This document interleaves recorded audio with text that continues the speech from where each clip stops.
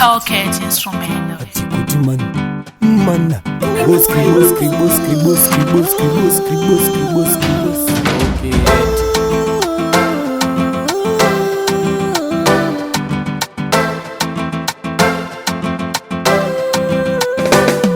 Ndachema ndapupura mwari wangu wandiregerere wangu kuchema kusingapere namusingapere yakambodini.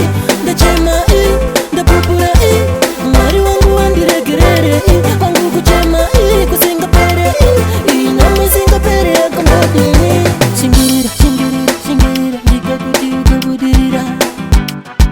Tsingira ndikakubudirira.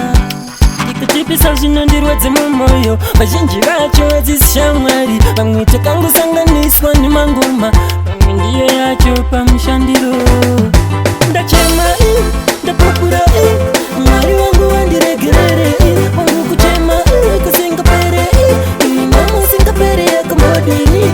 Ndachema ndapupura mwari wangu wandiregerere wangu kuchema kusingapere namusingapere yakambodini. Nditanga kuimba vaingoti mafani, batanga siri mafani ngatutanga mawani.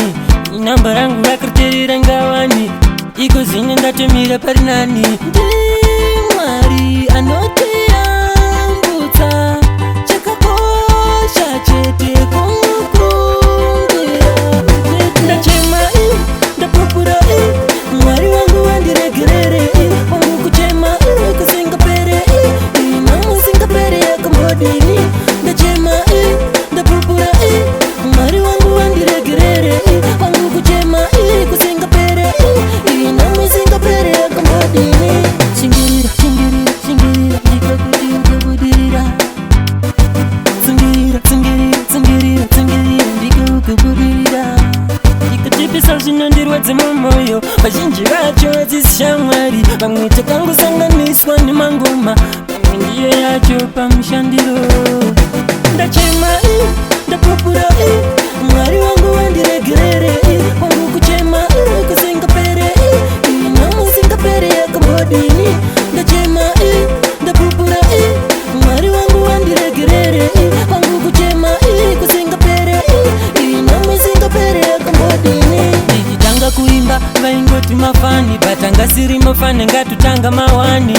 Inamba rangu rakariterera ngawani, iko zine ndatomira parinani. Ndimwari anotiyambutsa chakakosha chete kumukumbira chete.